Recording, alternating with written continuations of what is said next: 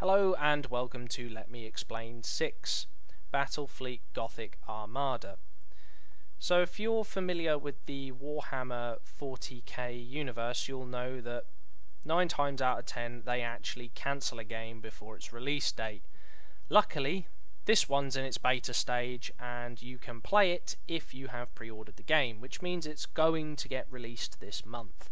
And I'm quite excited for it because it's a new take on the Battlefleet Gothic setup, which was the limited edition board game many years ago. So here we go. So in this window, it's your pre-game window, so it's your deployment window. It gives you the scenario type and the point limit. And depending on what ships you want to use, what war gear is on those ships, will depend on how many points it takes up for that game. You will get a bonus if you stay significantly under, and the closer you get to your point limit, obviously the lower the bonus. The bonus only comes into effect if you don't lose any ships. You will get those points, and obviously if you win you will get those bonus points. The game itself plays much like the tabletop counterpart, as you would expect an RTS conversion would. It's got plenty of war gear. You can have missile launchers, marines, pods, warp drives, stasis fields, plasma bombs, shield bombs, tons of different types of cannon, and you can upgrade them.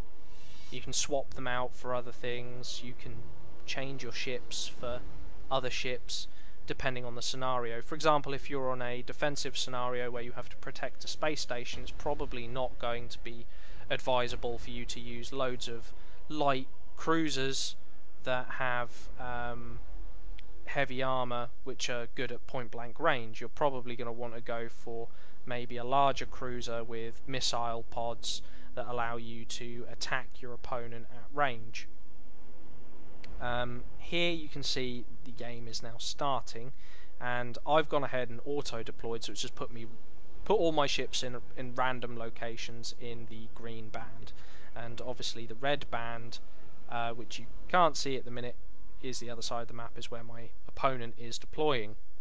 I was kind of a bit disappointed that this was all done on a 2D scale rather than 3D scale like the Homeworld collection was, where you can go up and down, but at the same time it kind of keeps that element of Warhammer tabletop sort of in play, and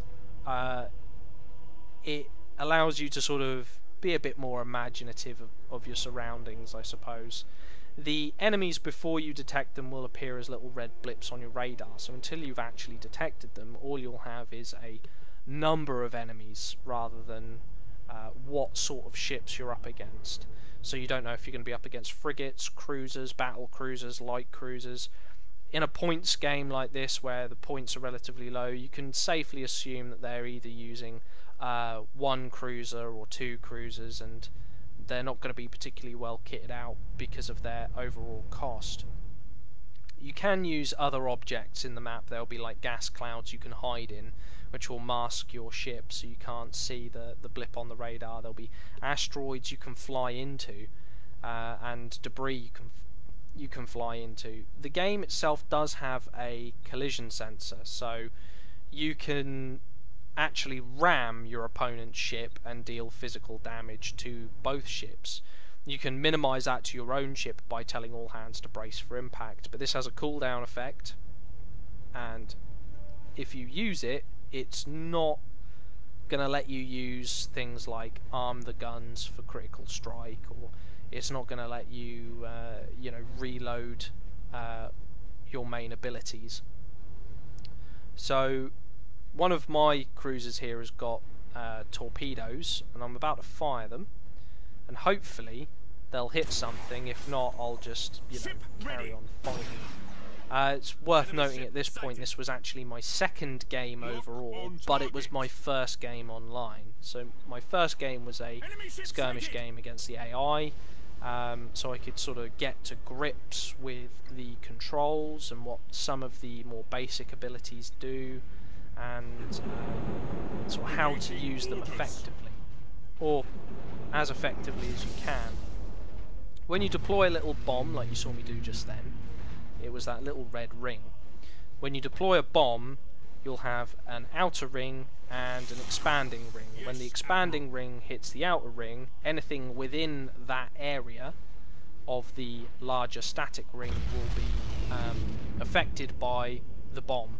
Now, different bombs obviously again do different things, and you can have things that knock out your shields, shut down the ship, you know, effectively performing crowd control, which at this stage is actually not as useful as it might sound. But when you get into larger battles where sometimes you're broadsiding 5 or 6 ships all together in a cluster, it might be worthwhile that you drop a stasis bomb on one of your ships to simply lock down 4-3 the enemy ships, and then you can shoot at them from outside.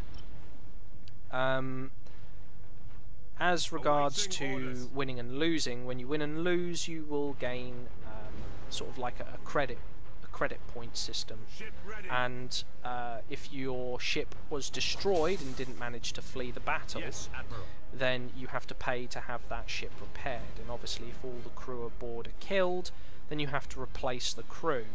But don't worry, they do come back eventually to the level they were. So you're not going to lose your entire progress on a ship. It's just going to set you back, and it's going to cost you. There are a number of features which involve rolls, like lightning strike, for example. You can use those to teleport terminators or marines or whatever aboard a hostile ship in order to sabotage it. And it will effectively damage the weapon systems. If you're lucky, it might even damage the engines. As you can see here, I won my first game. I was thrilled with this, absolutely thrilled. But the game does have one major flaw. I said to my wife, I'll be going to bed shortly. That was at 9:30. By the time I'd finished playing the game and thought to myself, it's probably time I go to bed now, like I said, it was 2:30 in the morning. The game has, because of the credit system, and you're constantly trying to get more credits to upgrade your ship to win more battles, it can be very addictive.